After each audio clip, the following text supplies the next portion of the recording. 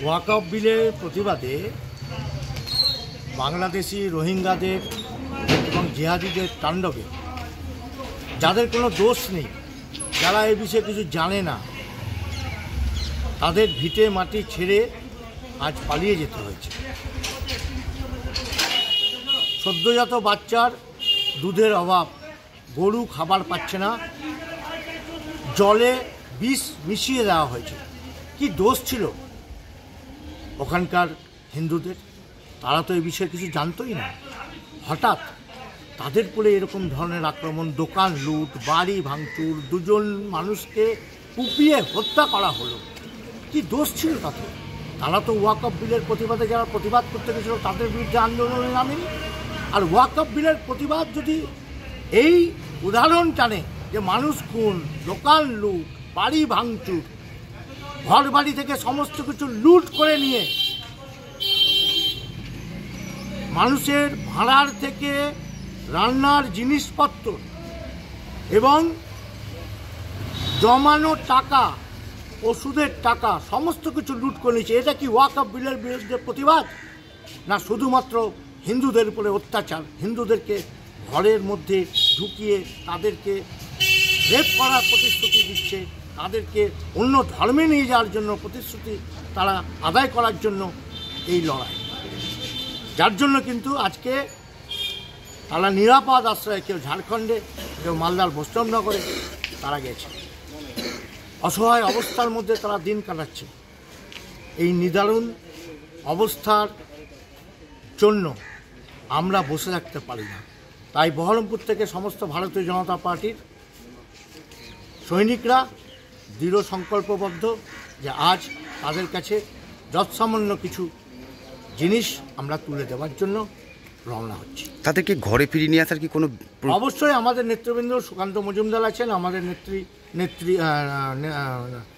নেতা শুভেন্দু অধিকারী আছেন এবং সমস্ত ভারতীয় জনতা পার্টির সেন্ট্রাল থেকে, রাজ্য থেকে সমস্ত পার্টির সবাই পুরো দমে লেগে আছে যাতে তাদের ক্ষতিপূরণ এবং তারা যাতে আবার তাদের ভিটে মাটিতে ফিরে আসতে পারে তার জন্য লড়াই চালাচ্ছে। যা যা করার ওনারা করছেন। দাদা, এত কিছু হয়ে যাওয়ার পর মুখ্যমন্ত্রী ঘোষণা করছেন মৃতদের প্রতি 10 লক্ষ টাকা আর বাংলার আবাস বাড়ি। আচ্ছা, গোয়েন্দা দপ্তর ব্যর্থ হলো কেন?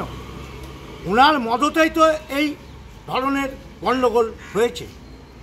ওনার পুলিশ প্রশাসন যদি সজাগ থাকতো, ওনার পুলিশ প্রশাসনের কাছে যদি খবর থাকতো, উনি কালকে ঘোষণা করেছেন বিএসএফ নাকি বাংলাদেশের লোককে ঢুকিয়ে তাদেরকে টাকা দিয়ে এই লুটতরাজ করেছেন, তাহলে উনার গোয়েন্দা ব্যর্থ হলো কেন? আজকে এই মিথ্যে কথা এবং সবসময় মানুষকে পয়সা দিয়ে কেনা, টাকা দিয়ে কেনা, এই প্রবণতা বন্ধ হোক। উনি যদি সত্যিকারের দরদি মুখ্যমন্ত্রী হন তাহলে ওনার উচিত ছিল এই এলাকায় এসে সমস্ত কিছু নিজের চোখে দেখে দোষীদের শাস্তি প্রদান করা। সে জায়গায় নেই। উনি নেতাজি ইন্ডোর স্টেডিয়ামে সমস্ত মুসলিম ভাইদেরকে ডেকে ওখানে মুসলিম তোষণের জন্য, আগামী দিন যাতে মুসলিমরা তার ভোট দিতে পারে, তাকে ভোট দিতে পারে, তার জন্য একটা মহড়া করলেন এবং আমাদের জন্য টাকা বরাদ্দ করলেন। উনি রেপ হলেও টাকা বরাদ্দ করেন, উনি মদ খেয়ে কেউ মরলেও টাকা বরাদ্দ করেন। আর যেহেতু জিহাদিদের তাণ্ডবে মারা গেছে আমাদের হিন্দু ভাইরা, তাদের জন্যও টাকা বরাদ্দ। হাই রে, কি মুখ্যমন্ত্রী! এই মুখ্যমন্ত্রী গোটা বিশ্বের লজ্জা।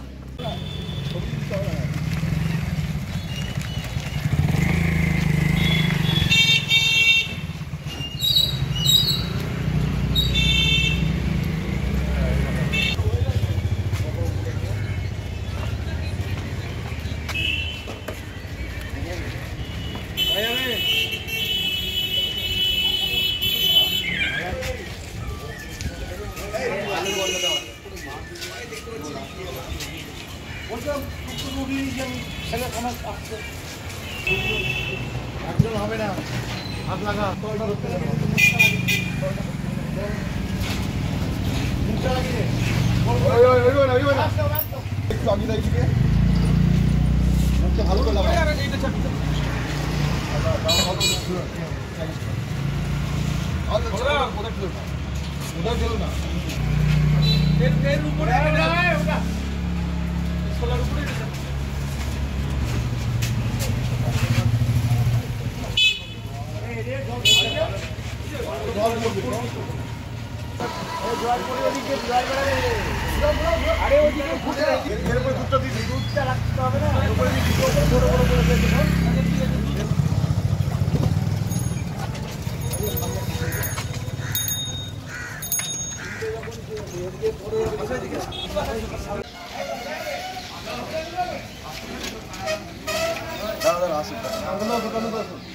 আসবেন না আসো